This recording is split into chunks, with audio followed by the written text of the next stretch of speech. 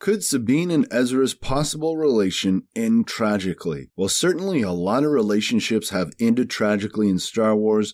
Most recently, Hera and Kanan, of course, and probably most notably, Han and Leia. But the list goes on. Anakin and Padme, Obi-Wan and Satine, even Wedge Antilles and Nora Wexley in the Aftermath novels didn't have a happy ending. But many of you in our Star Wars animation community think that Ezra and Sabine will somehow find peace and happiness together. But how could this be? Well, I thought commenter The Hot Dog Man came up with a great answer to this question, stating that I don't think the relationship will end tragically. If you look at the story arc from a narrative perspective, you could say they're already experiencing the tragedy of the relationship with their separation. Yeah, great insight here into their relationship. If they are in love, like so many of us want, then they are already experiencing that tragic event. I'd like to point out that Sabine doesn't even know that Ezra is alive. She has hope that he is alive, and clearly is determined to find out what happened to him, but as far as we know, she doesn't actually know he's alive. I'm a Cabbage gives us another interesting thought, commenting, "No, I don't think Sabine and Ezra's relationship will end tragically, though it may end before its natural course, sure, but there is a subtle difference between those two." And for me, these two comments support each other. They are already living that tragedy in the relationship, so they will at some point move beyond that tragedy, and when they do, the relationship may not endure to the end of time, but it won't finish with a tragic ending, which makes sense for an animation show aimed at younger adults. There is going to be limits to the tragedy. But another question worth asking is how long will it take Sabine to find Ezra? Longtime supporter of the channel Ward suggests that their relationship will probably grow throughout this time they are apart. He states, "We don't know how long it'll take to find Ezra and Thrawn. The search may take up a huge portion of the time between that 30-year gap between Return of the Jedi and The Force Awakens." And again, for me,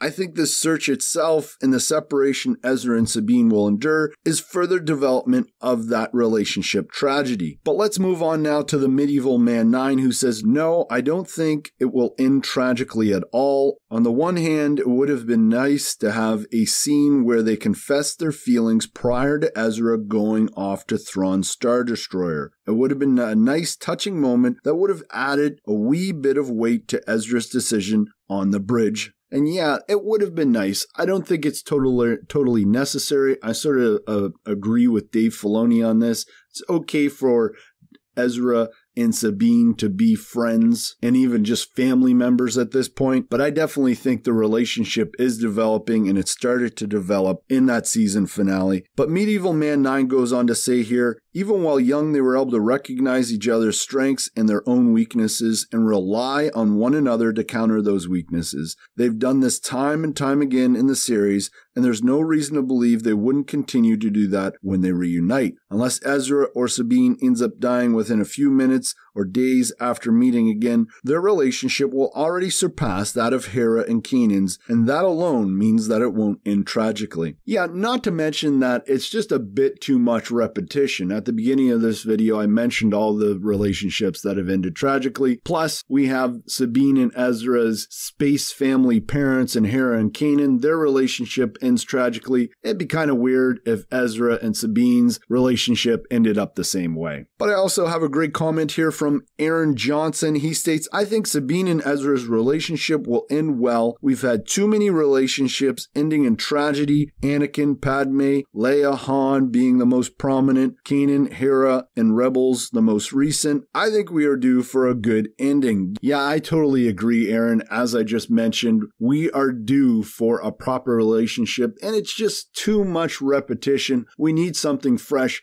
If Ezra and Sabine are going to be in a relationship, it needs to be something different. So up next, we have another long-time commenter, Turkland TV, and he says, "As much as I don't like the idea of a tragic ending, I must admit that it isn't unlikely though. Most Jedi from Star Wars, The Clone Wars, and Rebels die at one point in time, most of them in spectacular fashion, but it ends one way or another. Maybe early, maybe late. I hope for the second one, of course, but it would be important, and he and Sabine may hopefully have extended their legacy until then, if you understand. It's a possible scenario if Filoni's actually speaking only half-truths so far. Time will tell. And it's a great point you make, Turkland TV. The Jedi in the Clone Wars, the Rebels, even the movies have a habit of dying. Look at Luke in The Last Jedi, sacrificing himself. This is a theme throughout Star Wars, and perhaps that theme is going to be extended to Ezra, though you could argue that he already sacrificed himself by jumping into hyperspace with Thrawn. And again, going back to what I mentioned earlier,